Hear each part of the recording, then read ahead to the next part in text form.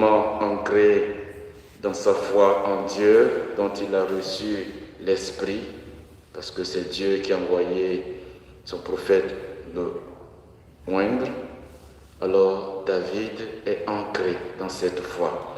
Et donc c'est grâce à cette foi vive, une foi dynamique, une foi solide, comme le psaume qui suit le dira, « Béni soit le Seigneur mon rocher », un psaume attribué à David.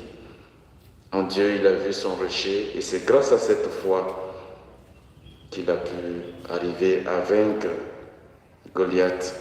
Et donc c'est la foi vive de David qui a suppléé à sa faiblesse humaine et qui lui a permis d'abattre son adversaire.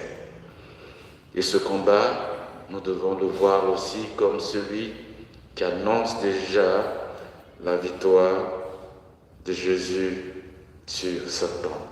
Parce que Jésus aussi, quand nous entrerons dans le temps de carême, et nous entendrons l'évangile qui nous parlera du combat de la tentation entre Satan et Jésus. La tentation de Satan sur Jésus, et Jésus aura la victoire. Si David a pu vaincre son terrible adversaire Goliath, ce n'est pas le Christ qui va rester sans pouvoir aussi mettre en mal ses adversaires.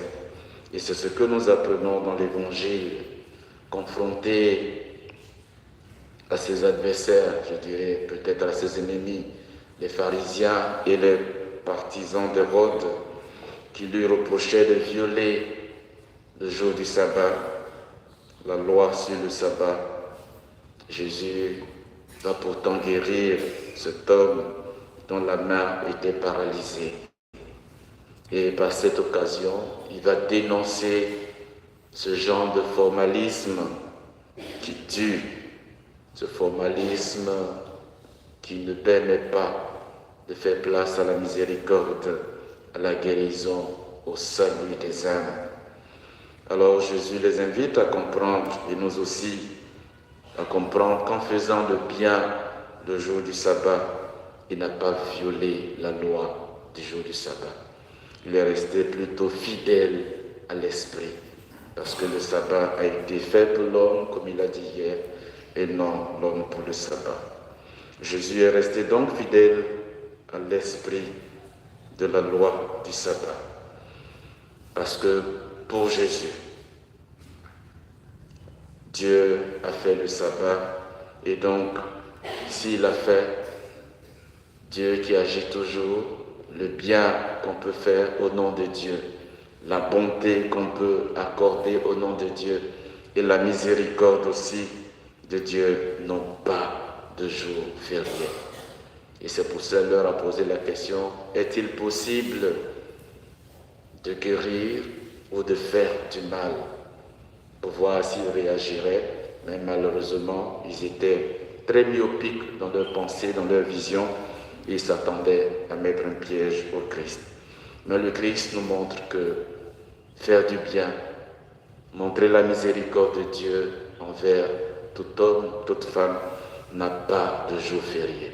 Il est venu pour accorder la bonté, la santé, la miséricorde, et il continuera dans ce ministère chaque jour en apportant le salut à ses contemporains, en nous apportant aussi le salut aujourd'hui. C'est pour nous dire que si nous avons quelques signes de bonté à montrer à notre prochain, nous ne devons pas laisser d'autres prescriptions légales nous freiner. Nous devons le faire parce que pour Dieu, il n'y a pas de férié pour faire le bien.